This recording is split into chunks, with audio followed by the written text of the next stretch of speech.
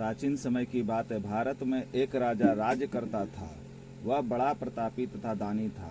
वह नित्य प्रतिदिन मंदिर में भगवान दर्शन करने जाता था। वह ब्राह्मण और गुरु की सेवा किया करता था। उसके द्वारा से कोई भी याचक निराश होकर लौटता नहीं था। वह प्रत्येक गुरुवार को व्रत रखता एवं पूजन करता था। हर दिन गरीबों की सहायता करता था, परंतु यह सब बातें उसकी रानी को अच्छी नहीं लगती थी। वह ना व्रत करती और ना किसी को एक पैसा भी दान में देती थी। वह राजा से भी ऐसा करने को मना किया करती थी। एक समय की बात है कि राजा शिकार खेलने वन को चले गए। घर पर रानी और दासी थी। उस समय गुरु बृहस्पति साधु का रूप धारण कर राजा के दरवाजे पर भिक्षा मांगने आए। साधु ने रानी से भिक्षा मांगी तो वह कहने लगी, हे साधु महाराज, मैं इस दान्य और पुण्य से तंग आ गई हूँ। इस कार्य के लिए तो मेरे पति देव ही बहुत हैं। आप ऐसी कृपा करो कि सारा धन नष्ट हो जाए तथा मैं आराम से रह सकूं। साधु रूपी बृहस्पति देव ने कहा, हे देवी, तुम बड़ी विचित्र हो। संतान और धन से कोई दुखी नहीं होता है, इसको सभी चाहते हैं। पापी भी पुत्र और धन की इच्छा करता है। अगर तुम्हारे पास धन अधिक है तो भूखे मनुष्य को भोजन कराओ, प्याऊ लगवाओ, ब्राह्मणों को दान दो, धर्मशालाएं बनवाओ, कुआं, तालाब, बावड़ी, बाग आदि बगीचे का निर्माण करो तथा निर्धन कुमारी कन्याओं का विवाह कराओ, साथ ही यज्ञ आदि करो। इस प्रकार के कर्मों से आपके कुल का और आपका नाम प्रलोक में सार्थक होगा एवं स्वर्ग की प्राप्ति होगी। परंतु रानी साधु की इन बातों से खुश नहीं हुई। उन्होंने कहा, हे साधु महाराज, मुझे ऐसी धन की आवश्यकता नहीं है जिसको मैं अन्य लोगों को दान दूं तथा जिसको रखने और संभालने में मेरा सारा समय नष्ट हो जाए। साधु ने कहा, हे देवी, यदि तुम्हारी ऐसी इच्छा है तो मैं जैसे तुम्हें बताता हूँ तुम वैसे ही करना। बृहस्पतिवार के दिन घर को गोबर से लिपना, अपने केशों को पीली मिट्टी से धोना, केशों को धोते समय स्नान करना, राजा से कहना वह हजामत करवाए, भोजन में मांस मदिरा खाना, कपड़ा धोबियां धुले देना। इस प्रकार 7 बृहस्पतिवार करने से तुम्हारा धन नष्ट हो जाएगा। यह कहकर साधु महाराज रूपी बृहस्पति देव वहां से अंतर ध्यान हो गए। रानी ने साधु के कहने के अनुसार 7 बृहस्पतिवार तक वैसा ही करने का विचार किया। साधु के बताए अनुसार कार्य करते हुए केवल 3 बृहस्पतिवार ही बीते थे कि उसकी समस्त धन संपत्ति नष्ट हो गई। भोजन के लिए भी दोनों समय परिवार तरसने लगे, सांसारिक भोगों से दुखी रहने लगे। तब वह राजा रानी से कहने लगा कि हे रानी, तुम यहाँ पे रहो, मैं दूसरे देश को जाता हूँ, क्योंकि यहाँ पर मुझे सभी मनुष्य जानते हैं, इसलिए मैं यहाँ कोई कार्य नहीं कर सकता। मैं अब परदेश जा रहा हूँ, वहाँ कोई काम धंधा करूँगा, शायद हमारे भाग्य बदल जाए। यह कहकर राजा परदेश चला गया। वहाँ जंगल से लकड़ी काट कर लाता और शहर में बेचता। इस तरह जीवन व्यतीत करने लगा। इधर राजा के बिना रानी और दासी दुखी रहने लगी। किसी दिन भोजन मिलता और किसी दिन जल पीकर ही रह जाती। एक समय रानी और दासी को 7 दिन बिना भोजन के व्यतीत करना पड़ा। तो रानी ने अपनी दासी से कहा, हे दासी, यहाँ पास के नगर में मेरी बहन रहती है, वह बड़ी धनवान है, तू उसके पास जा और वहाँ से 5 सेर बोझर मांग कर ले आ, जिससे कुछ समय के लिए गुजर हो जाएगा। दासी रानी की बहन के पास गई। रानी की बहन उस समय पूजा कर रही थी। बृहस्पतिवार का दिन था। दासी ने रानी की बहन के पास गई। रानी की बहन उस समय पूजा कर रही थी। बृहस्पतिवार का दिन था। दासी ने रानी की बहन से कहा, हे रानी, मुझे आपकी बहन ने भेजा है, मुझे 5 सेर बोझर दे दो। दासी ने यह बात अनेकों बार कही, परंतु रानी की बहन ने कोई उत्तर नहीं दिया, क्योंकि वह उस समय बृहस्पतिवार की कथा सुन रही थी। जब दासी को रानी की बहन से कोई उत्तर नहीं मिला तो वह बहुत दुखी हुई। उसे क्रोध भी आया। वह लौटकर रानी से बोली, हे रानी, आपकी बहन बहुत धनी स्त्री है, वह छोटे लोगों से बात भी नहीं करती। मैंने उसे कहा तो उसने कोई उत्तर नहीं दिया। मैं वापस चली आई। रानी बोली, हे दासी, उसमें उसका कोई दोष नहीं है। जब बुरे दिन आते हैं तब कोई सहारा नहीं देता। अच्छे बुरे का पता विपत्ति में ही लगता है। जो ईश्वर की इच्छा होगी वही होगा। यह सब हमारे भाग्य का दोष है। उधर रानी की बहन ने सोचा कि मेरी बहन की दासी आई थी, परंतु मैं उसे नहीं बोली, इससे वह बहुत दुखी हुई होगी। अतः कथा सुन और विष्णु भगवान का पूजन समाप्त कर वह अपनी बहन के घर आई और कहने लगी, हे बहन, मैं बृहस्पतिवार का व्रत कर रही थी। तुम्हारी दासी हमारे घर आई थी, परंतु जब तक कथा होती है तब तक हम लोग ना उठते हैं और ना ही बोलते हैं, इसलिए मैं ना बोली। कहो दासी क्यों गई थी? रानी बोली, हे बहन, हमारे घर अनाज नहीं था, वैसे तुमसे कोई बात छिपी नहीं है। इस कारण मैंने दासी को तुम्हारे पास 5 सेर बोझ लेने के लिए भेजा था। रानी की बहन बोली, बहन देखो, बृहस्पति भगवान सबकी मनोकामना पूर्ण करते हैं। देखो शायद तुम्हारे घर अनाज रखा हो। यह सुनकर दासी घर के अंदर गई तो वहां से एक घड़ा बोझर का भरा मिल गया उसे।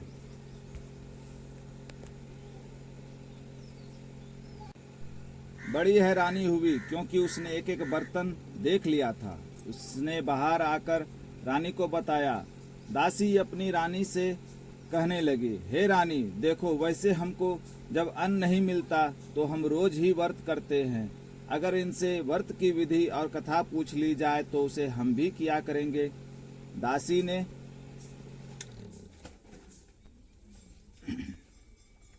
अपनी रानी से कहने लगी, हे रानी, देखो, वैसे हमको जब अन्न नहीं मिलता तो हम रोज ही व्रत करते हैं।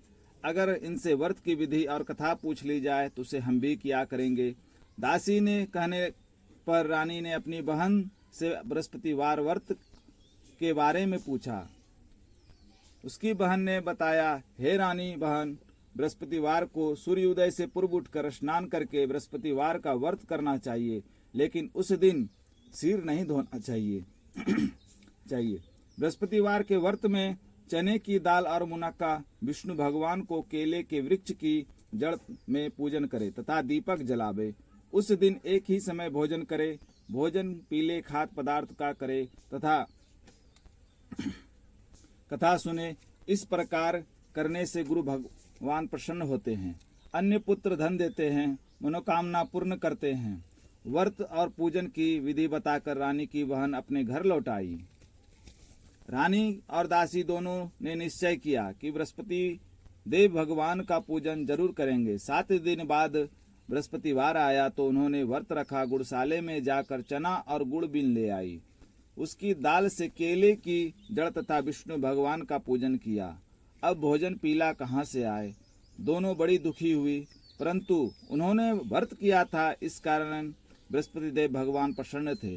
एक साधारण व्यक्ति के रूप में वह 2 थाल में सुंदर पीला भोजन लेकर आए और दासी को देकर बोले, हे दासी, यह भोजन तुम्हारे और रानी के लिए है, तुम दोनों करना। दासी भोजन पाकर बड़ी प्रसन्न हुई और रानी से बोली, रानी जी भोजन कर लो। रानी को भोजन आने के बारे में कुछ पता नहीं था, इसलिए वह दासी से बोली, जा तू ही भोजन कर, क्योंकि तू हमारे व्यर्थ में हंसी उड़ाती है। दासी बोली, एक व्यक्ति भोजन दे गया है। रानी कहने लगी, वह भोजन तेरे लिए ही दे गया है, तू ही भोजन कर। दासी ने कहा, वह व्यक्ति हम दोनों के लिए 2 थाल में भोजन दे गया है, इसलिए मैं और आप दोनों ही साथ साथ भोजन करूंगी। दोनों ने गुरु भगवान को नमस्कार कर भोजन प्रारंभ किया। उसके बाद से वह प्रत्येक बृहस्पतिवार को गुरु भगवान का व्रत और पूजन करने लगी। बृहस्पति भगवान की कृपा से उनके पास धन हो गया, परंतु रानी फिर पहले की तरह आलस्य करने लगी। तब दासी बोली, देखो रानी, तुम पहले भी इसी प्रकार आलस्य करती थी। तुम्हें धन को रखने में कष्ट होता था, इस कारण सभी धन नष्ट हो गया। अब गुरु भगवान की कृपा से धन मिला है तो फिर तुम आलस्य होता है। बड़ी मुसीबतों के बाद हमने यह धन पाया है, इसलिए हमें दान्य पुण्य करना चाहिए। तुम भूखे मनुष्य को भोजन कराओ, प्याऊ लगवाओ, ब्राह्मणों को दान दो, कुआं, तालाब, बावड़ी आदि का निर्माण कराओ, मंदिर पाठशालाएं बनवा कर दान दो, कुमारी कन्या का विवाह कराओ, धन को शुभ कार्य में खर्च करो, जिससे तुम्हारा कुल का यश बढ़े तथा स्वर्ग प्राप्त हो और पितृ प्रसन्न हो।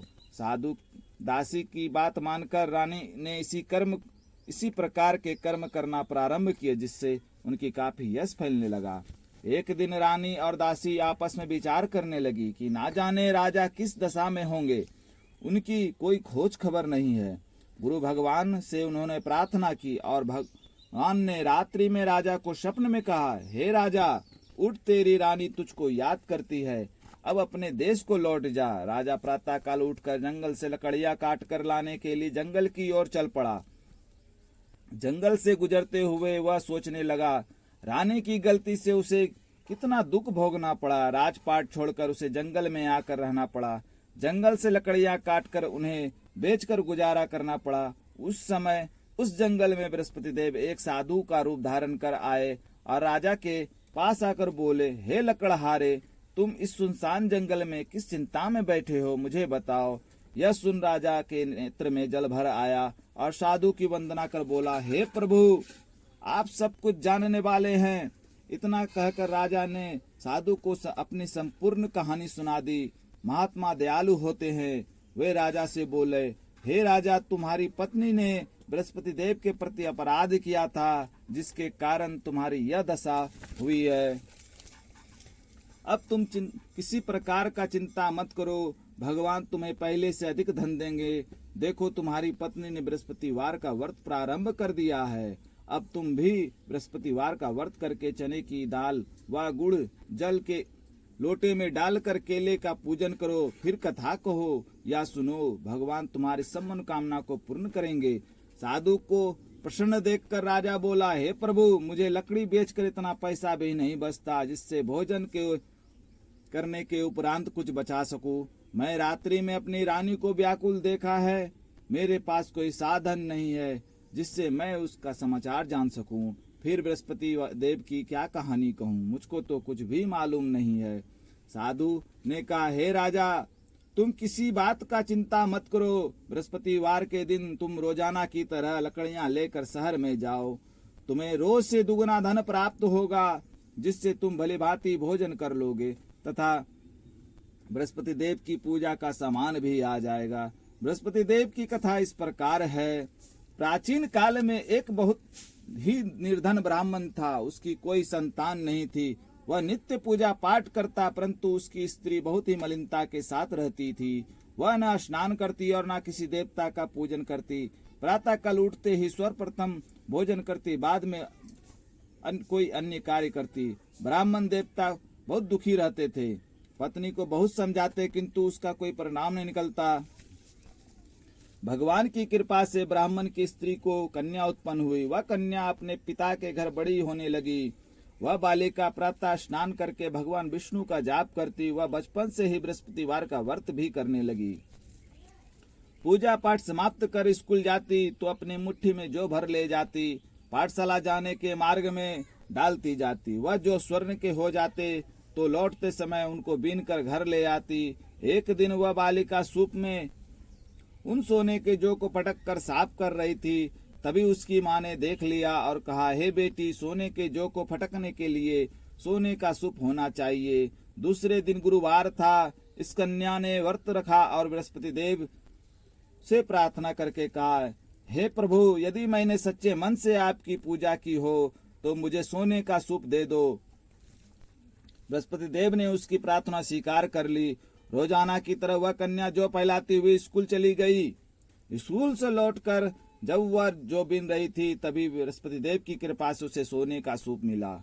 उसे वह घर ले आई और उसमें जौ साफ करने लगी, परंतु उसकी माँ का वही ढंग रहा। एक दिन की बात है, वह कन्या सोने के सूप में जौ साफ कर रही थी। उस समय उस नगर के राजकुमार वहां से होकर निकला। इस कन्या के रूप और सोने के सूप में जो साफ कर देखकर वह उस कन्या पर मोहित हो गया। राजमहल आकर वह भोजन तथा जल त्याग कर उदास होकर लेट गया। राजा को जब ये राजकुमार द्वारा अन्न जल त्यागने का समाचार ज्ञात हुआ तो अपने मंत्रियों के साथ वह अपने पुत्र के पास गया और बोला, हे बेटा, तुम्हें किस बात का कष्ट है? किसी ने अपमान किया है अथवा कोई और कारण है? मुझे बताओ, मैं वही कार्य करूंगा जिससे तुम्हें प्रसन्नता हो। राजकुमार ने अपने पिता की बात सुनी तो वह बोला, मुझे आपकी कृपा से किसी बात का दुख नहीं है। किसी ने मेरा अपमान नहीं किया है, परंतु मैं उस लड़की के साथ विवाह करना चाहता हूँ जो सोने के सूप में जो साफ कर रही थी। यह सुन राजा आश्चर्य में पड़ गया और बोला, हे बेटा, इस तरह की कन्या का पता तुम ही लगाओ, मैं उसके साथ विवाह अवश्य करवा दूंगा। राजकुमार ने राजा को उस लड़की के घर का पता बताया। मंत्री उस लड़की के घर गया और राजा का आदेश ब्राह्मण को सुना दिया। कुछ ही दिन बाद ब्राह्मण की कन्या का विवाह राजकुमार के साथ संपन्न हो गया। कन्या के घर से जाते ही उस ब्राह्मण देवता के घर में पहले की भांति गरीबी का निवास हो गया। अब भोजन के लिए भी अन्न बड़ी मुश्किल से मिलता था। एक दिन दुखी होकर ब्राह्मण अपनी पुत्री से मिलने गया। बेटी ने पिता की दुख की आवश्यकता को देखा और अपनी माँ का समाचार पूछा। ब्राह्मण ने सभी हाल कहा। कन्या ने बहुत सा धन देकर अपने पिता को विदा किया। इस तरह ब्राह्मण का कुछ समय सुखपूर्वक व्यतीत हुआ, लेकिन कुछ ही दिन बाद फिर वही हाल हो गया। ब्राह्मण फिर अपनी कन्या के यहाँ गया और सभी हाल कहा तो पुत्री बोली, हे पिताजी, आप माताजी को यहाँ ले आओ, मैं उन्हें वह विधि बता दूंगी जिससे गरीबी दूर हो जाए। ब्राह्मण देवता अपनी स्त्री को साथ लेकर अपनी पुत्री के पास राजमहल पहुंचे तो पुत्री अपनी माँ को समझाने लगी, हे माँ, तुम प्रातः काल उठकर सर्वप्रथम स्नान आदि करके विष्णु भगवान का पूजन करो तो सब दरिद्रता दूर हो जाएगी। परंतु उसकी माँ ने उसकी एक बात नहीं मानी। वह प्रातः काल उठकर अपनी पुत्री का बचा जूठन खा लेती थी। एक दिन उसकी पुत्री को बहुत गुस्सा आया। उसने एक रात एक कोठरी से सारा सामान निकल दिया और अपनी माँ को उसमें बंद कर दिया। प्रातः उसमें से उसे निकाला तो स्नान आदि करा के पूजा पाठ करवाया तो उसकी माँ की बुद्धि ठीक हो गई। इसके बाद वह नियम से पूजा पाठ करती और प्रत्येक बृहस्पतिवार को व्रत रखने लगी। इस व्रत के प्रभाव से उसकी माँ बहुत धनवान हो गई और बृहस्पति देवता के प्रभाव से स्वर्ग को गई। वह ब्राह्मण भी सुखपूर्वक इस लोक को सुख भोग कर स्वर्ग को प्राप्त हुआ। इस तरह कहानी कहकर साधु देवता वहां से लोप हो गए। धीरे धीरे समय व्यतीत होने पर फिर बृहस्पतिवार का दिन आया। राजा जंगल से लकड़ी काटकर किसी शहर में बेचने गया। उसे उस दिन और दिनों से अधिक धन मिला। राजा ने चना गुड़ आदि लाकर बृहस्पतिवार का व्रत किया। उसके सभी कलेश दूर हुए। परंतु जब अगला गुरुवार का दिन आया तो वह बृहस्पतिवार का व्रत करना भूल गया।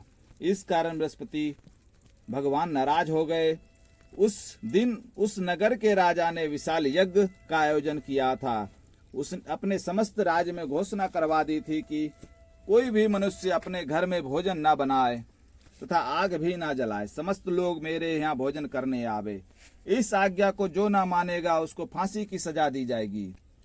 राजा की आज्ञा अनुसार राज्य के सभी वासी राजा के भोज में सम्मिलित हुए, लेकिन लकड़हारा कुछ देर से पहुंचा। इसलिए राजा उसको अपने साथ महल में ले गए। जब राजा लकड़हारे को भोजन करा रहे थे तो रानी की दृष्टि उस खुटी पर पड़ी जिस पर उसका हार लटका हुआ था। उसे हार खुटी पर लटका दिखाई नहीं दिया। रानी को निश्चय हो गया कि मेरा हार इसी लकड़हारे ने चुरा लिया है।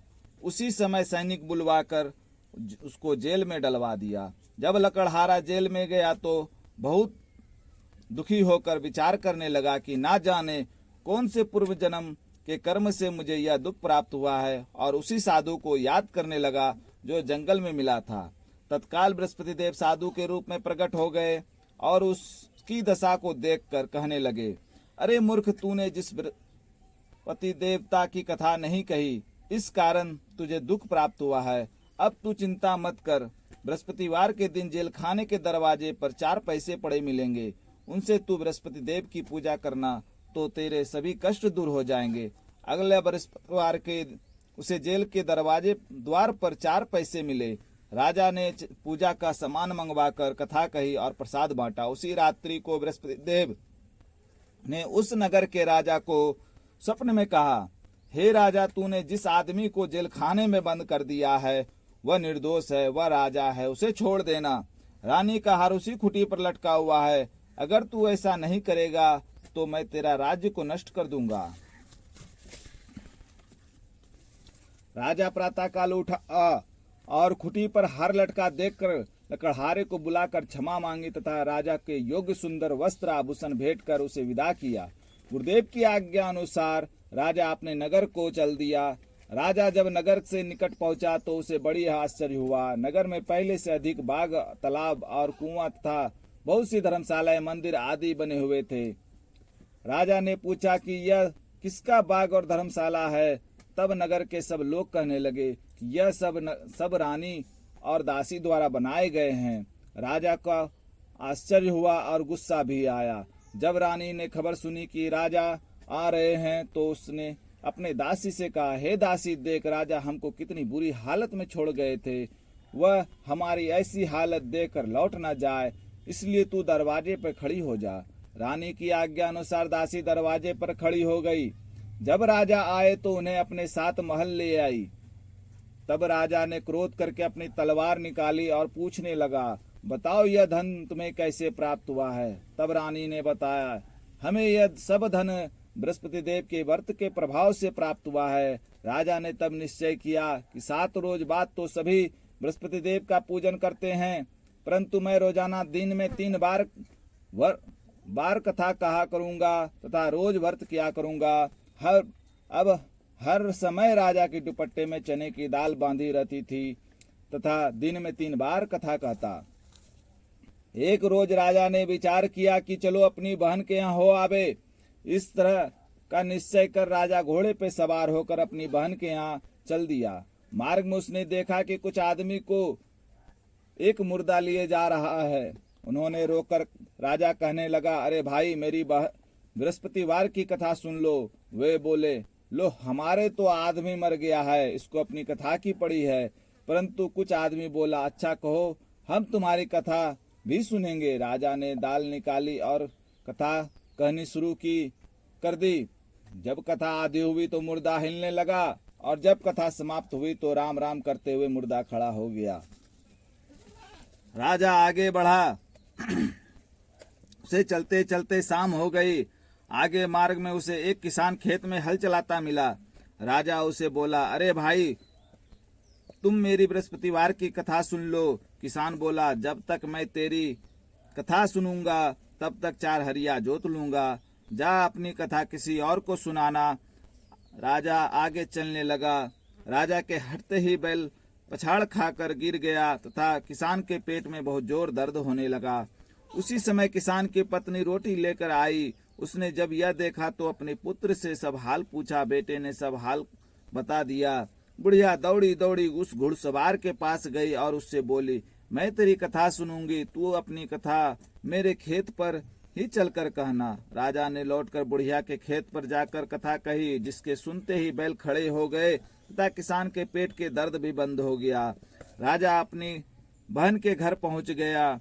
बहन ने भाई की खूब मेहमानी की। दूसरे रोज प्रातः काल राजा जगा तो वह देखने लगा कि सब लोग भोजन कर रहे हैं। राजा ने अपनी बहन से जब पूछा कि ऐसा कोई मनुष्य है जिसने भोजन नहीं किया हो, जो मेरी बृहस्पतिवार की कथा सुन ले। तो बहन बोली, हे भैया, यह देश ऐसा ही है, पहले यहाँ के लोग भोजन करते हैं, बाद में अन्य काम करते हैं। अगर पड़ोस में कोई हो तो देख आती हूँ। ऐसा कहकर बहन देखने चली गई, परंतु उसे कोई भी ऐसा व्यक्ति नहीं मिला जिसने भोजन नहीं किया हो। वह एक कुम्हार के घर गई जिसका लड़का बीमार था। उसे मालूम हुआ कि उसके यहाँ 3 दिन से किसी ने भोजन नहीं किया है। रानी ने अपने भाई की कथा सुनने के लिए कुम्हार से कहा। वह तैयार हो गया। राजा ने जाकर बृहस्पतिवार की कथा कही, जिसको सुनकर उसका लड़का ठीक हो गया।